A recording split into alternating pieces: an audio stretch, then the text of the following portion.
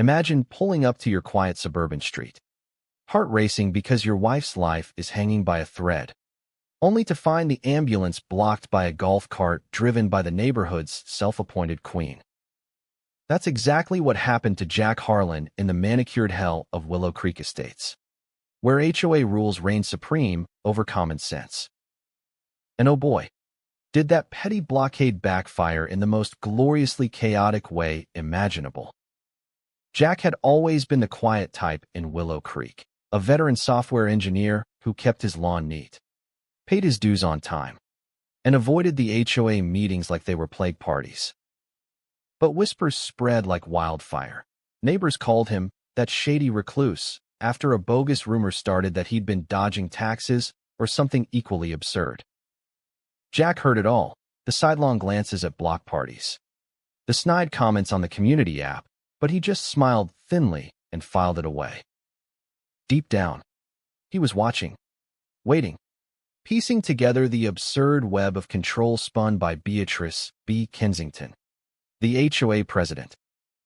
B was a plump, perpetually scowling woman in her late 60s, with a voice like honeyed vinegar, always preaching about community standards while enforcing rules that made prison wardens look laid back. "We must maintain order for everyone's benefit," she'd coo at meetings, her beady eyes scanning for dissenters, terrified of losing her iron grip on the board. It started one sweltering afternoon when Jack's wife, Lena, collapsed in their living room, convulsing from a sudden seizure. Jack dialed 911, his voice steady despite the panic clawing at him. "She's barely breathing. Get here fast," the dispatcher assured him help was en route. But as sirens wailed closer, Jack peeked out the window and saw the nightmare unfold. BEA's golf cart parked sideways across the gated entrance, lights flashing like a cheap disco.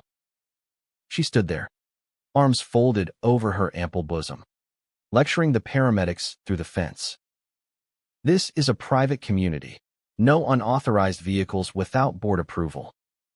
Fill out the form first, it's policy," the lead medic pleaded. "Ma'am, this is an emergency," B sniffed. "Emergencies follow rules too. We can't have just anyone barreling through our pristine streets." Jack's blood boiled, but he stayed cool, cradling Lena on the floor while their teenage son, Tim, sobbed in the corner. Fuming, Jack grabbed his phone again. "If the road's blocked, send a chopper. I've got a landing spot." The dispatcher hesitated, but Jack insisted. Minutes later, the thrum of rotors echoed over the cul-de-sacs. Neighbors gawked from their porches as the massive red and white bird descended, not on Jack's tiny yard, but smack onto BEA's immaculate front lawn, the one she'd fined others for even stepping on. Blades whipped up dirt, shredding her award-winning rose bushes into confetti and toppling her gaudy HOA enforced sign. B burst from her house like a cannonball, face purple with rage. "This is vandalism. I'll have you all arrested for trespassing on protected property," she shrieked, waving a clipboard like a weapon. The medics ignored her, rushing to Lena and stabilizing her just in time. As they loaded her onto the stretcher, one turned to Jack. Another 5 minutes, and she might not have made it. Jack locked eyes with B across the street, her hat askew, looking like a deflated balloon animal. "Rules are rules, right?" he muttered under his breath, a dark chuckle escaping despite the terror. Back from the hospital, with Lena stable but scarred, Jack didn't rage publicly. No, he went surgical. He'd overheard enough at those mandatory community forums to suspect BEA's order was a cover for something shadier. Digging through public records, old emails, financial reports, he uncovered the rot. B had been siphoning HOA funds for personal perks, like that fancy golf cart and emergency home repairs that suspiciously matched her kitchen remodel. Donations from concerned residents, she'd claimed at meetings, her smile as fake as her concern for the community. Jack compiled a dossier, thick as a phone book, and tipped off the county sheriff anonymously at first.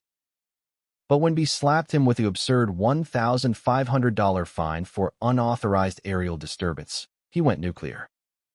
At the next HOA meeting, packed with fed-up neighbors clutching their own petty citations, Jack stood up.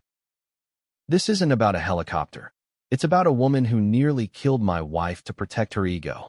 He passed around printouts of the embezzlement evidence. B blustered. "These are baseless accusations. I'm upholding standards for all of you ungrateful." But the room erupted in murmurs. "How'd you afford that new fence?" "B," one neighbor quipped. "Another donation?" Her face twisted in panic as the board turned on her, voting to suspend her on the spot. The sheriff arrived mid-meeting, warrant in hand. "Beatrice Kensington, you're under arrest for obstruction, fraud, and abuse of authority," she sputtered. "This is a witch hunt. I was protecting our values," as deputies let her out, her once loyal cronies averting their eyes. The crowd didn't cheer, they laughed. A bitter, relieved guffaw at her downfall. In the weeks that followed, the HOA reformed, term limits, transparent finances, no more unilateral fines. Jack advised from the sidelines, ensuring rules serve people, not tyrants. Lena recovered fully.